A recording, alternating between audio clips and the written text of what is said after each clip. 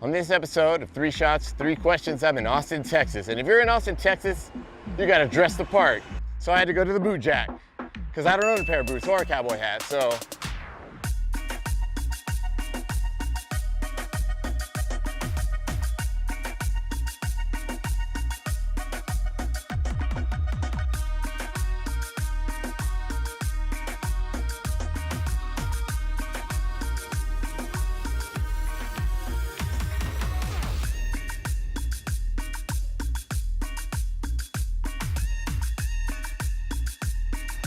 Giddy up.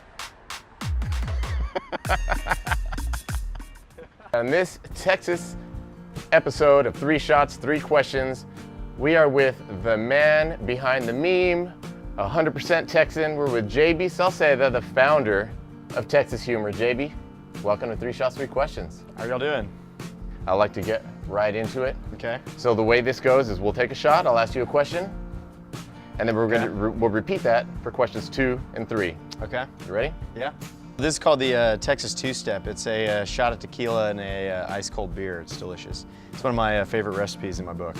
It's not really a recipe. It's just a way of life and breaking bread. So yeah. Cheers to that. Salute. All right. Tasty. Question number 1. How did Texas Humor get started? I just kind of, honestly, as a joke, a literal joke, just, because I was bored one night, started Texas Humor on Twitter and started posting content and just really talking about the stuff that I thought was funny and a lot of the things. And yeah, it took off like that. I mean, in the early days when we first started, we were picking up 4,000 or 5,000 new followers a day. And over time, we sort of moved not from just focusing on Twitter, but eventually into Instagram and Facebook and everything else. And then I slowly kind of stopped being a photographer and focusing on Texas Humor as a whole, and it honestly became more of just like a vehicle for my obsession with the state, and just gave me an excuse and a financial means to just be obsessed with Texas as a profession, which was. I grew up in East Texas, southeast of Houston, a town called LaPorte, and my experience is the experience that I had there. You travel across the state and people in different areas, you can go one city over and things are completely different. So that's, to me, what's been really interesting is talking through that type of stuff with people and having an opportunity and this platform of 1.5 million people to kind of put out and export all the things that I grew up with that I think are important and part of what make us, quintessentially Texan. I just feel really strongly, not politically speaking, but just culturally speaking, strongly about doing everything I can to keep that strong sense of Texas identity. It's just, it's important to me. It's a joke. Texas Humor is literally a joke, but it's a vehicle for cultural preservation is at least how I look at it. Shot number 2. Shot number 2.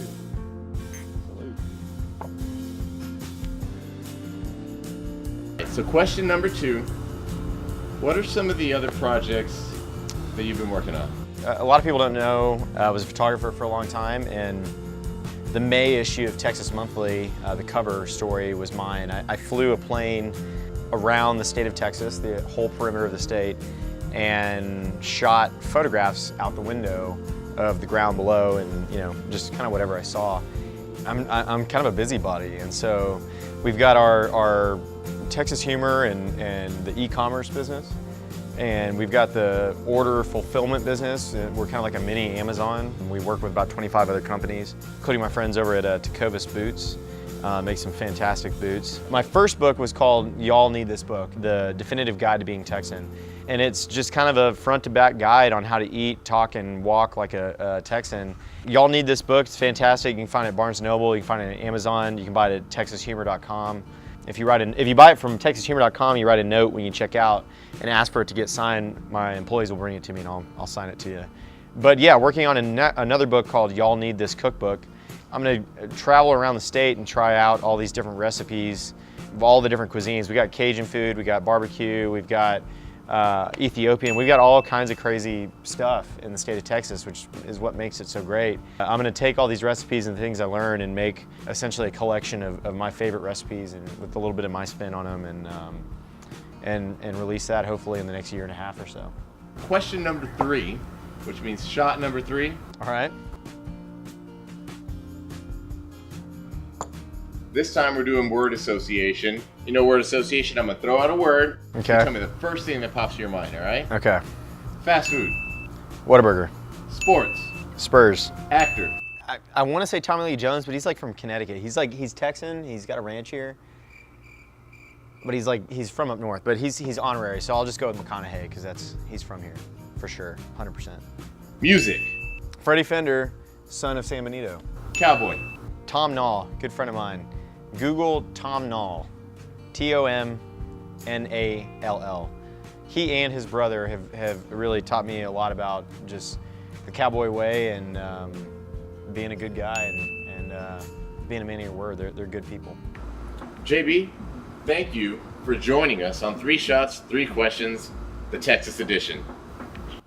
Cheers. Cheers. So this is what's called a wild rag. This one's silk.